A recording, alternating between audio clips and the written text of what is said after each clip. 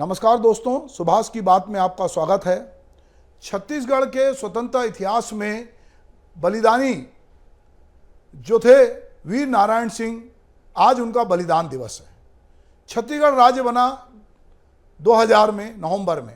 नवंबर से लेकर आज तक,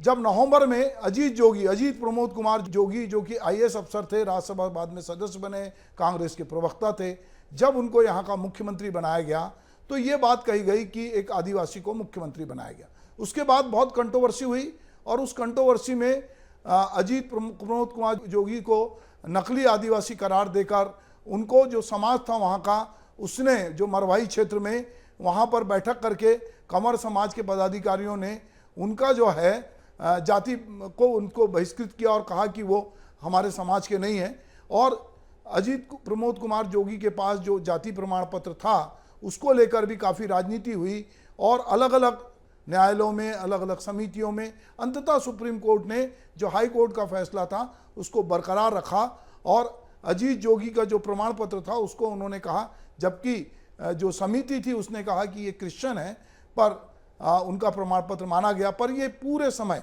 जब तक अजीत जोगी मुख्यमंत्री रहे तो असली और नकली आदिवासी की बात चलती रही और भाजपा बार बार ये बात कहती रही कि ये नकली आदिवासी हैं और इनको लेकर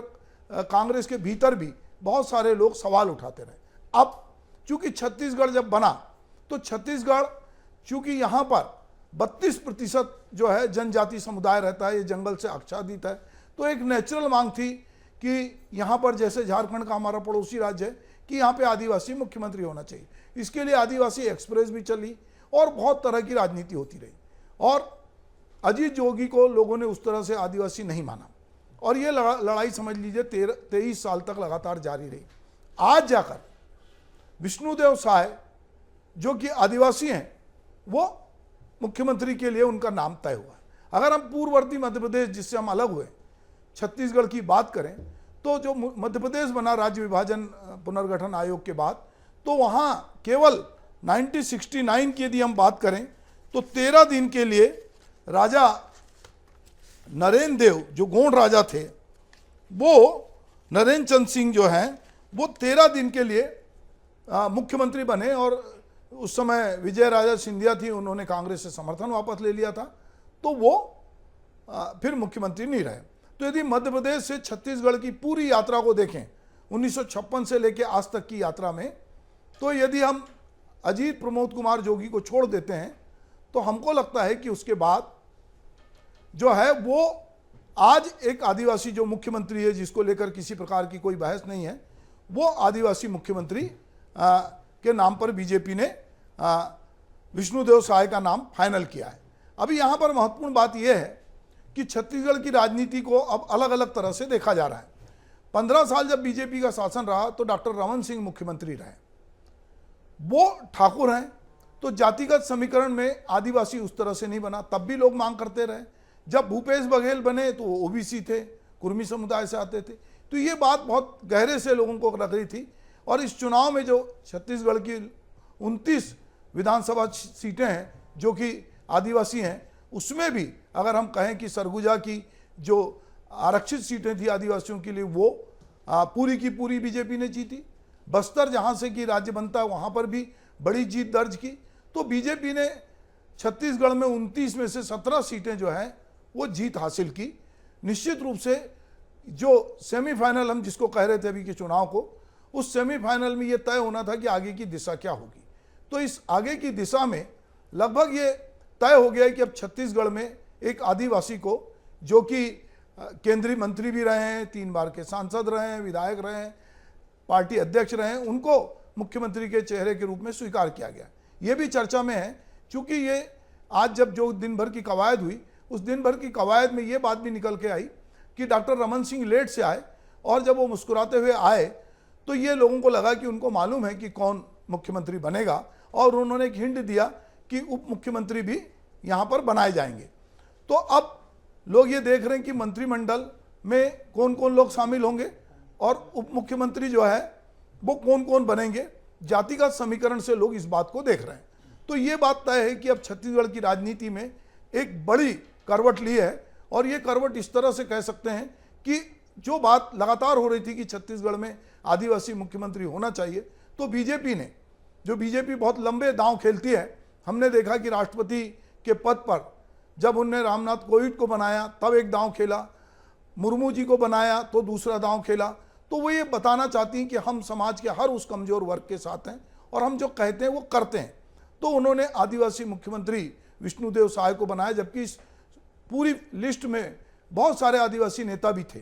इसमें 2 महिलाएं भी थीं, रेणुका सिंह भी थी, इसमें गोमती साय भी थे, इसमें राम विचार नेताम का भी नाम आ रहा था, इधर लता उसेंडी का भी नाम आ रहा था, ये नाम थे। इसके अलावा जो अभी भाजपा के अध्यक्ष हैं उनका साहू जी का भी नाम आया कि वो भी हो सकते हैं। इधर एक आईएएस अफसर जो नौकरी से छोड़ के गए हैं, चौधरी, उनके भी नाम पे चर्चा हुई। तो हम देख रहे थे कि लगातार बहुत सारे नाम, और रमन सिंह तो थे ही, लोगों को लग रहा था कि डॉक्टर रमन सिंह बन सकते हैं। पर मैं समझते हैं हम जितना कि ये जो विष्णुदेव साय का नाम पार्टी ने फाइनल किया है, कहीं ना कहीं इसमें डॉक्टर रमन सिंह की जो है वो सहमति है, और डॉक्टर रमन सिंह से बात करके ही विष्णुदेव साय के नाम को अंतिम रूप दिया गया है। और इसके बाद जैसा कि डॉक्टर रमन सिंह ने कहा है कि इसमें उप मुख्यमंत्री भी होंगे, तो 1-2 दिन में ये पिक्चर क्लियर हो जाएगी कि छत्तीसगढ़ की राजनीति में जातिगत समीकरण किस तरह से बैठता है। चूँकि इस बार के चुनाव में